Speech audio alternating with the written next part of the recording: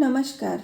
आइए सुनते हैं मुंशी प्रेमचंद द्वारा लिखी कहानी समर यात्रा। कहानी अच्छी लगे तो इसे एक लाइक कर दीजिएगा। चैनल पर नए हो तो सब्सक्राइब कर लीजिएगा। सुनते हैं समर यात्रा राखी पांडे की आवाज़ में।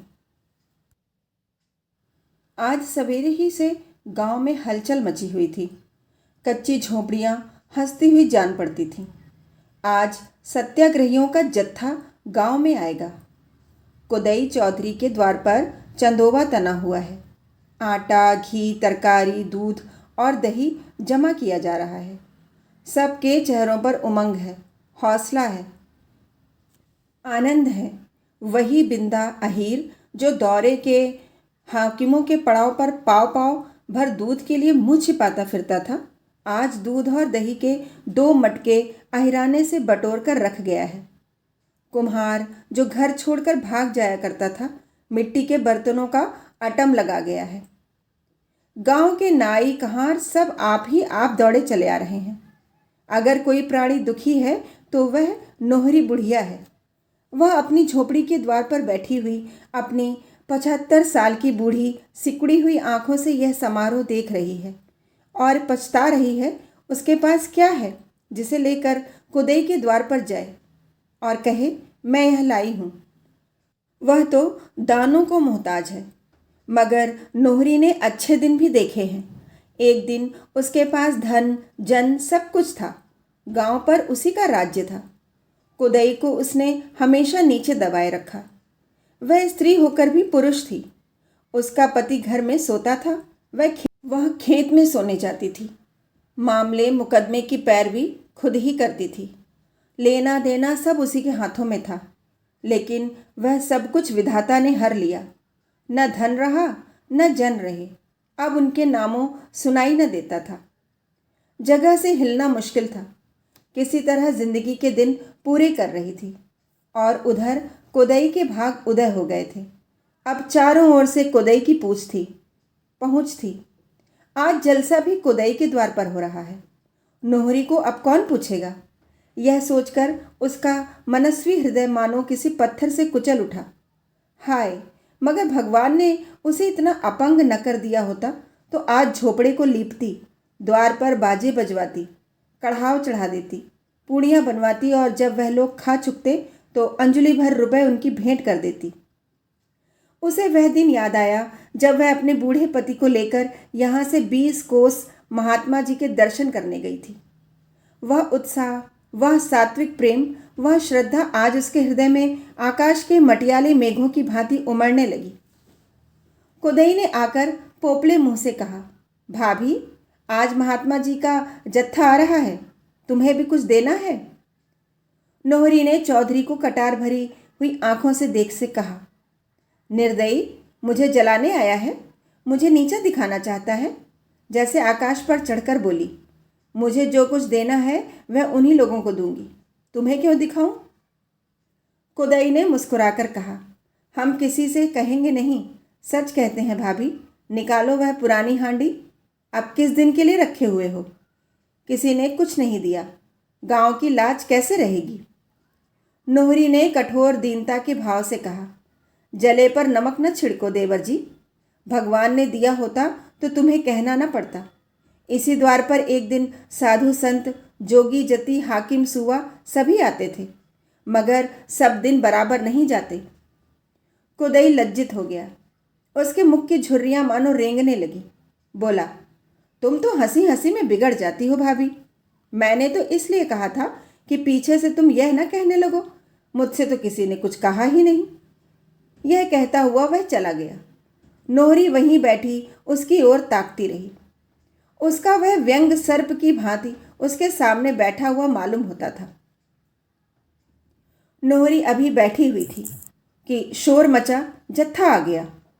पश्चिम में गर्द उड़ती हुई नजर आ रही थी, मानो पृथ्वी उन यात्रियों के स्वागत में अपने रज रत्नों की वर्षा कर रही हो।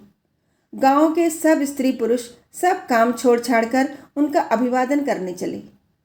एक क्षण में तिरंगी पताका हवा में फहराती दिखाई दी, मानो स्वराज्य ऊंचे आसन पर बैठा हुआ सबको आशीर्वाद दे रहा है। स्त्रियां मंगलगान करने लगीं। जरा देर में यात्रियों का दल साफ नजर आने लगा। दो दो आदमियों की कतारें थीं। हर एक की देह पर खद्दर का कुर्ता था, सिर पर गांधी टोपी, बगल में थैला लटकता हुआ, दोनों हाथ खाली, मानो स्वराज्य का आलिंगन करने को तैयार हों। फिर उनका कंठ स्वर सुनाई देने लगा। उनके मर्दाने गलों से एक कौमी तराना निकल रहा था, गर्म, गहरा, दिलों में स्फूर्ति डालने वाला। एक दिन वह था कि हम सारे जहां में फर्द थे। एक दिन यह है कि हमसा बेहया कोई नहीं। एक दिन वह था कि अपनी शान पर देते थे जान। एक दिन यह है कि हमसा बेहया कोई नहीं। गांव वाले ने कई कदम आगे बढ़कर यात्रियों का स्वागत किया। बेचारों के सिरों पर धूल जमी हुई थी, होंठ सूखे हुए, चेहरे संवलाए, पर आंखों में जैसे आज़ादी की ज्योति चमक रही थी। स्त्रियां गा रही थीं, बालक उछल रहे थे और पुरुष अपने अंगोछों से यात्रियों को हवा कर रहे थे। इस समारोह में नोहरी की ओर किसी का ध्यान न गया। वह अपनी लठिया पकड़े सबके पीछे सजीव आशीर्वाद बनी खड़ी थी। उसकी आंखें डबडबाई हुई थीं।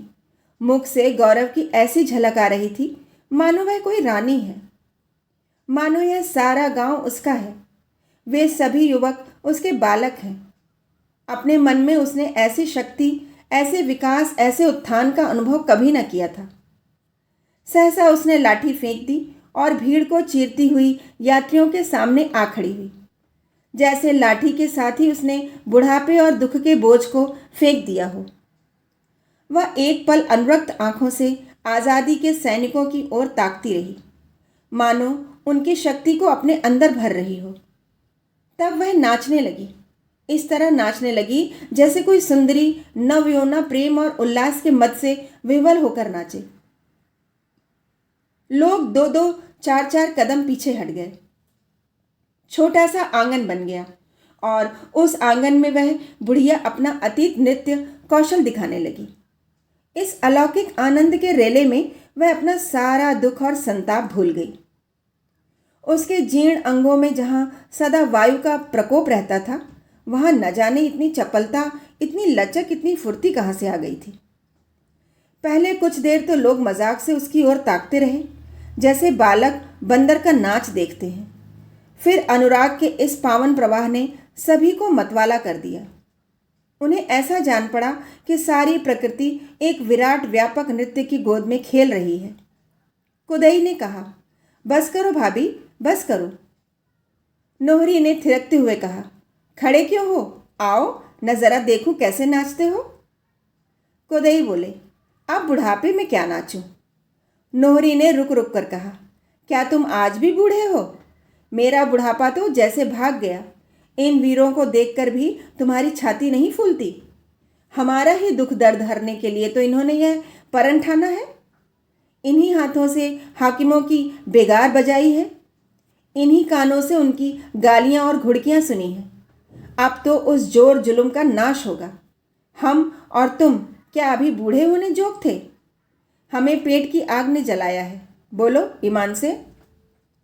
यहाँ इतने आदमी हैं, किसी ने इधर 6 महीने से पेट भर रोटी खाई है? घी किसी को सूंघने को मिला है? कभी नींद भर सोए हो? जिस खेत का लगान 3 रुपए देते थे, अब उसी के 9-10 देते हो। क्या धरती सोना उगलेगी? काम करते करते छाती फट गई। हम ही हैं कि इतना सहकर भी जीते हैं। दूसरा होता तो या तो मार डालता या मर जाता। धन्य है महात्मा और उनके चेले कि दीनों का दुख समझते हैं, उनके उद्धार का जतन करते हैं, और तो सभी हमें पीसकर हमारा रक्त निकालना जानते हैं। यात्रियों के चेहरे चमक उठे, हृदय खिल उठे, प्रेम की डूबी हुई ध्वनि निकली। एक दिन था कि पारस थी यहाँ की सरजमीन। एक दिन यह है कि यों बेदस्तोपा कोई नहीं। कुदई के द्वार पर मशालें जल रही थीं। कई गांवों के आदमी जमा हो गए थे। यात्रियों के भोजन कर लेने के बाद सभा शुरू हुई। दल के नायक ने खड़े होकर कहा, भाइयों, आपने आज हम लोगों को जो आदर सत्कार किया, उससे हमें यह आशा हो रही है कि हमारी बेड़ियां जल्द ही कट जाएंगी। मैंने पूरब और पश्चिम के बहुत से देशों को देखा है और मैं तजर्बे से कहता हूँ कि आप में जो सरलता, जो ईमानदारी, जो श्रम और धर्म बुद्धि है, वह संसार के किसी देश में नहीं। मैं तो यही कहूँगा कि आप मनुष्य नहीं, देवता हैं। आपको भोग विलास से मतलब नहीं, नशा पानी से मतलब नहीं। अपना काम करना और अपनी दशा पर संतोष रखना, यह आपका आदर्श है। लेकिन आपका यही देवत्व, आपका यही सीधापन आपके हक में घातक हो रहा है। बुरा ना मानिएगा, आप लोग इस संसार में रहने के योग्य नहीं। आपको तो स्वर्ग में कोई स्थान पाना चाहिए था। खेतों का लगान बरसाती नाले की तरह बढ़ता जाता है। आप चू नहीं करते। अमले और अहलकार आपको नोचते रहते हैं। आप जबान नहीं हिलाते। इसका यह नतीजा हो रहा है कि आपको लोग दोनों हाथों लूट रहे हैं, पर आपको खबर नहीं। आपके हाथों से सभी रोजगार छिनते जाते हैं। आपका सर्वनाश हो रहा है, पर आप आंखें खोलकर नहीं देखते। पहले लाखों भाई सूत काटकर, कपड़े बुनकर गुजर करते थे। अब सब कपड़ा विदेश से आता है। पहले लाखों आदमी यही नमक बनाते थे। अब नमक बाहर से आता है। यहाँ नमक बनाना जुर्म है। आपके देश में इतना नमक है कि सारे संसार को 200 साल तक उससे काम चल सकता है, पर आप 7 करोड़ रुपए सिर्फ नमक के लिए देते हैं। आपके उसरों में, झीलों में नमक भरा पड़ा है। आप उसे छू नहीं सकते। शायद कुछ दिनों में आपके कुओं पर भी महसूल लग जाए। क्या अब भी यह अन्याय सहते रहेंगे? एक आवाज आई, हम किस लायक हैं? नायक, यही तो आपका भ्रम है। आप ही की गर्दन पर इतना बड़ा राज्य थमा हुआ है। आप ही इन बड़ी बड़ी फौजों, इन बड़े बड़े अफसरों के मालिक हैं, मगर फिर भी आप भूखों मरते हैं, अन्याय सहते हैं, इसलिए कि आपको अपनी शक्ति का ज्ञान नहीं। यह समझ लीजिए कि संसार में जो आदमी अपनी रक्षा नहीं कर सकता, वह सदैव स्वार्थी और अन्यायी आदमियों का शिकार बना रहेगा। आज संसार का सबसे बड़ा आदमी अपने प्राणों की बाजी खेल रहा है। हजारों जवान अपनी जानें हथेली पर लिए आपके दुखों का अंत करने के लिए तैयार हैं। जो लोग आपको असहाय समझकर दोनों हाथों से आपको लूट रहे हैं, वह कब चाहेंगे कि उनका शिकार उनके मुंह से छिन जाए? वे आपके इन सिपाहियों के साथ जितनी सख्तियां कर सकते हैं कर रहे हैं, मगर हम लोग सब कुछ सहने को तैयार हैं। अब सोचिए कि आप हमारी कुछ मदद करेंगे? मर्दों की तरह निकलकर अपने को अन्याय से बचाएंगे या कायरों की तरह बैठे हुए तकदीर को कोसते रहेंगे? ऐसा अवसर फिर शायद कभी ना आए।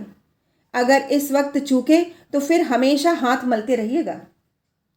हम न्याय और सत्य के लिए लड़ रहे हैं, इसलिए न्याय और सत्य ही के हथियारों से हमें लड़ना है।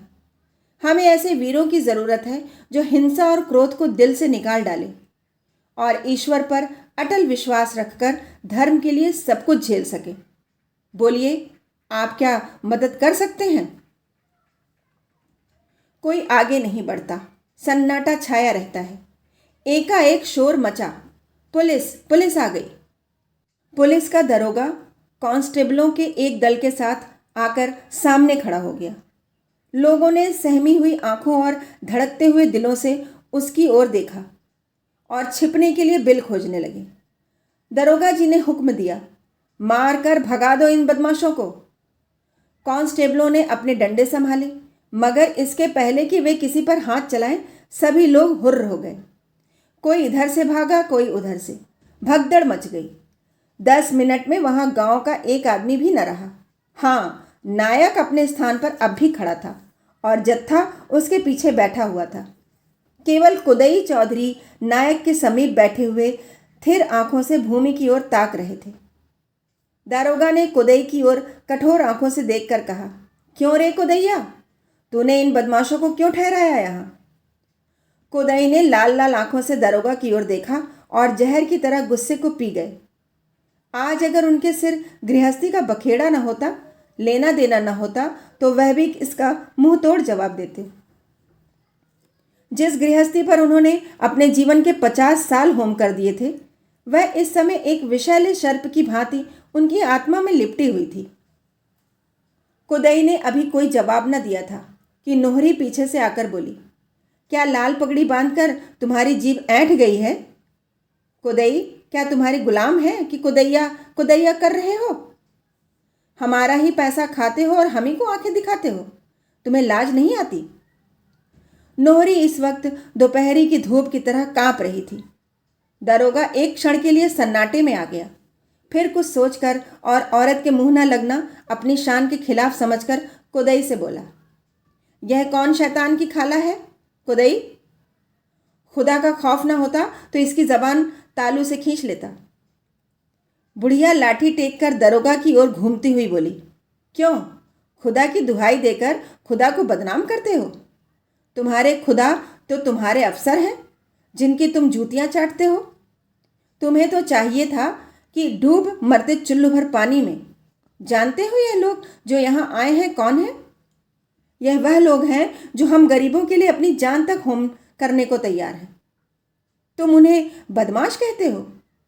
तुम जो घूस के रुपए खाते हो, जुआ खेलते हो, चोरियां करवाते हो, डाके डलवाते हो, भले आदमियों को फंसाकर मुट्ठियां गरम करते हो और अपने देवताओं की जूतियों पर नाक रगड़ते हो, तुम इन्हें बदमाश कहते हो?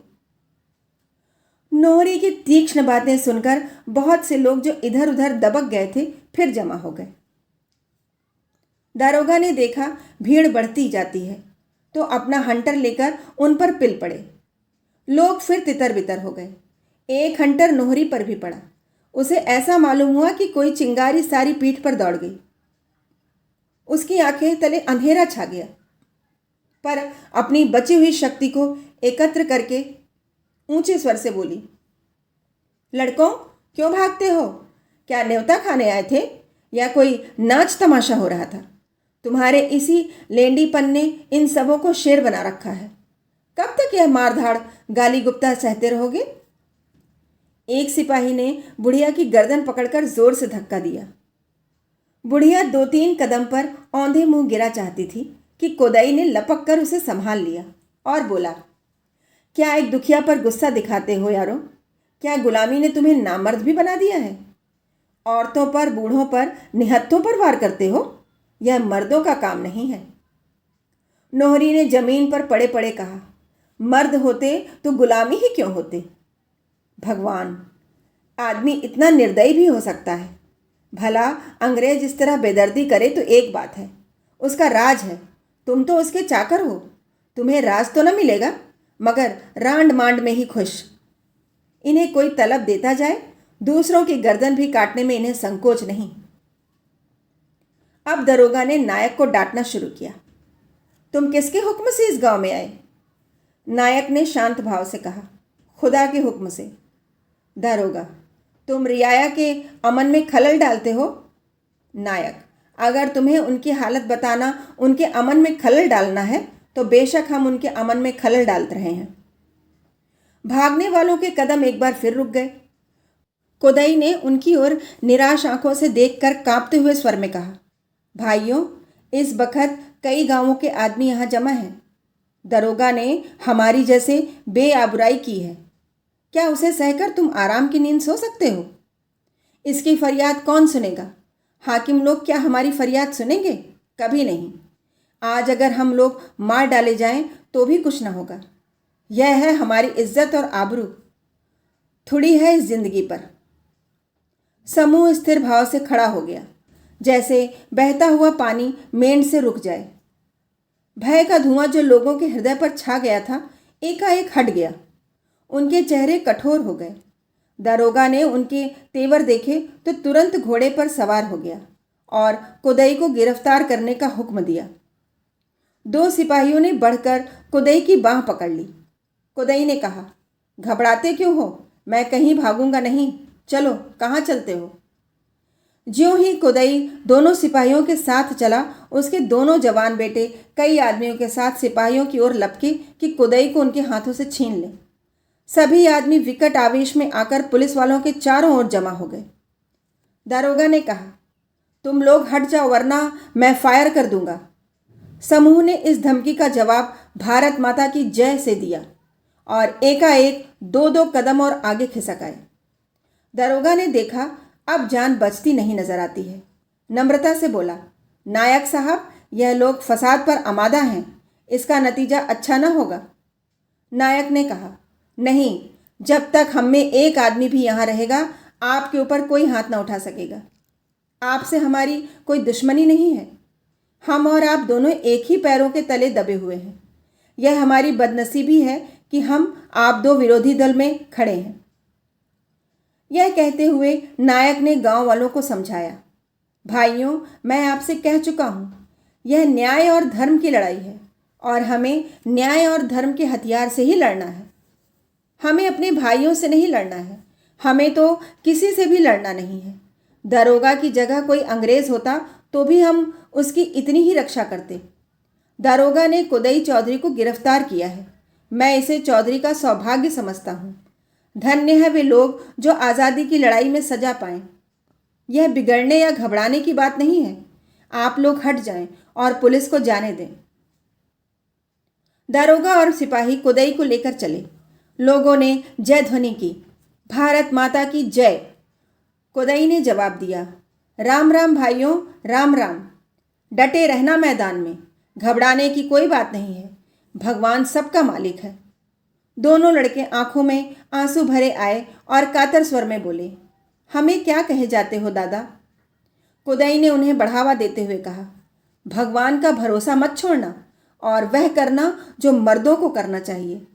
भय सारी बुराइयों की जड़ है, इसे मन से निकाल डालो, फिर तुम्हारा कोई कुछ नहीं कर सकता। सत्य की कभी हार नहीं होती।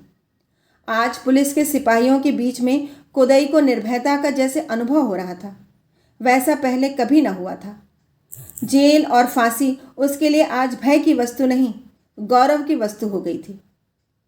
सत्य का प्रत्यक्ष रूप आज उसने पहली बार देखा, मानो वह कवच की भांति उसकी रक्षा कर रहा हो। गांव वालों के लिए कुदई का पकड़ लिया जाना लज्जाजनक मालूम हो रहा था।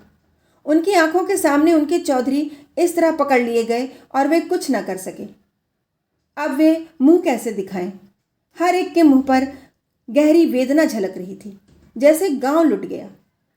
सहसा नोहरी ने चिल्लाकर कहा, अब सब जने खड़े क्या पछता रहे हो? देख ली अपनी दुर्दशा या अभी कुछ बाकी है? आज तुमने देख लिया ना कि हमारे ऊपर कानून से नहीं लाठी से राज हो रहा है। आज हम इतने बेशर्म हैं कि इतनी दुर्दशा होने पर भी कुछ नहीं बोलते। हम इतने स्वार्थी, इतने कायर न होते तो उनकी मजाल थी कि हमें कोड़ों से पीटते। जब तक तुम गुलाम बने रहोगे, उनकी सेवा टहल करते रहोगे, तुम्हें भूसा चोकर मिलता रहेगा। लेकिन जिस दिन तुमने कंधा टेढ़ा किया, उसी दिन मार पड़ने लगेगी। कब तक इस तरह मार खाते रहोगे? कब तक मुर्दों की तरह पड़े गिद्धों से अपने आप को नुचवाते रहोगे? अब दिखा दो कि तुम भी जीते जागते हो और तुम्हें भी अपनी इज्जत आबरू का कुछ ख्याल है। जब इज्जत ही ना रही तो क्या करोगे? खेती बाड़ी करके, धर्म कमा कर, जी कर ही क्या करोगे? क्या इसलिए जी रहे हो कि तुम्हारे बाल बच्चे इसी तरह लाते खाते जाएं, इसी तरह कुचले जाएं? छोड़ो यह कायरता। आखिर एक दिन खाट पर पड़े पड़े मर जाओगे। क्यों नहीं इस धर्म की लड़ाई में आकर वीरों की तरह मरते? मैं तो बूढ़ी औरत हूँ, लेकिन और कुछ ना कर सकूंगी तो जहाँ यह लोग सोएंगे वहाँ झाड़ू तो लगा दूंगी, इन्हें पंखा तो झलूंगी। कुदई का बड़ा लड़का मैकू बोला, हमारे जीते जी तुम जाओगी काकी? हमारे जीवन को धिक्कार है। अभी तो हम तुम्हारे बालक जीते ही हैं। मैं चलता हूँ उधर। खेती बाड़ी गंगा देखेगा। गंगा उसका छोटा भाई था। बोला, भैया तुम यह अन्याय करते हो। मेरे रहते तुम नहीं जा सकते। तुम रहोगे तो गृहस्थी संभालोगे, मुझसे तो कुछ ना होगा। मुझे जाने दो। मैकू, इसे काकी पर छोड़ दो। इस तरह हमारी तुम्हारी लड़ाई होगी। जिसे काकी का हुक्म हो वह जाए। नोहरी ने गर्व से मुस्कुराकर कहा, जो मुझे घूस देगा उसी को जिताऊंगी। मैकू, क्या तुम्हारी कचहरी में भी वही घूस चलेगा काकी? हमने तो समझा था यहाँ ईमान का फैसला होगा। नोहरी, चलो रहने दो, मरती दाई राज मिला है तो कुछ तो कमा लूं। गंगा हंसता हुआ बोला, मैं तुम्हें घूस दूंगा काकी। अब अब की बाजार जाऊंगा तो तुम्हारे लिए पूर्वी तमाकू का पत्ता लाऊंगा। नोहरी, तो बस तेरी ही जीत है, तू ही जाना। मैकू, काकी तुम न्याय नहीं कर रही हो। नोहरी, अदालत का फैसला कभी दोनों फरीक ने पसंद किया है कि तुम ही करोगे। गंगा ने नोहरी के चरण छुए, फिर भाई से गले मिला और बोला, कल दादा को कहला भेजना कि मैं जाता हूं। एक आदमी ने कहा, मेरा भी नाम लिख लो भाई, सेवाराम। सब ने जयघोष किया। सेवाराम आकर नायक के पास खड़ा हो गया। दूसरी आवाज आई, मेरा नाम लिख लो, भजन सिंह। सब ने जयघोष किया। भजन सिंह जाकर नायक के पास खड़ा हो गया। भजन सिंह 10-5 गांवों में पहलवानी के लिए मशहूर था। यह अपनी चौड़ी छाती ताने सिर उठाए नायक के पास खड़ा हुआ तो जैसे मंडप के नीचे एक नए जीवन का उदय हो गया। तुरंत ही तीसरी आवाज आई, मेरा नाम लिखो, घूरे। यह गांव का चौकीदार था। लोगों ने सिर उठा उठाकर उसे देखा। सहसा किसी को विश्वास न आता था कि घूरे अपना नाम लिखाएगा। भजन सिंह ने हंसते हुए पूछा, तुम्हें क्या हुआ है घूरे? घूरे ने कहा, मुझे वही हुआ है जो तुम्हें हुआ है। 20 साल तक गुलामी करते करते थक गया। फिर आवाज आई, मेरा नाम लिखो, काले खां। वह जमींदार का सहना था, बड़ा ही जाबिर और दबंग। फिर लोगों को आश्चर्य हुआ। मैकू बोला, मालूम होता है हमको लूट लूट कर घर भर लिया है, क्यों? काले खां गंभीर स्वर में बोला, क्या जो आदमी भटकता रहे उसे कभी सीधे रास्ते पर ना आने दोगे भाई? अब तक जिसका नमक खाता था उसका हुक्म बजाता था, तुमको लूट लूट कर उसका घर भरता था। अब मालूम हुआ कि मैं बड़े भारी मुगालते में पड़ा हुआ था। तुम सब भाइयों को मैंने बहुत सताया है, अब मुझे माफ़ी दो। पांचों रंगरूट एक दूसरे से लिपटते थे, उछलते थे, चीखते थे, मानो उन्होंने सचमुच स्वराज्य पा लिया हो। और वास्तव में उन्हें स्वराज्य मिल गया था। स्वराज्य चित्त की वृत्ति मात्र है। ज्यों ही पराधीनता का आतंक दिल से निकल गया, आपको स्वराज्य मिल गया। भय ही पराधीनता है, निर्भयता ही स्वराज्य है। व्यवस्था और संगठन तो गौण है। नायक ने उन सेवकों को संबोधित करके कहा, मित्रों, आप आज आज़ादी के सिपाहियों में आ मिले, इस पर मैं आपको बधाई देता हूँ। आपको मालूम है हम किस तरह लड़ाई करने जा रहे हैं?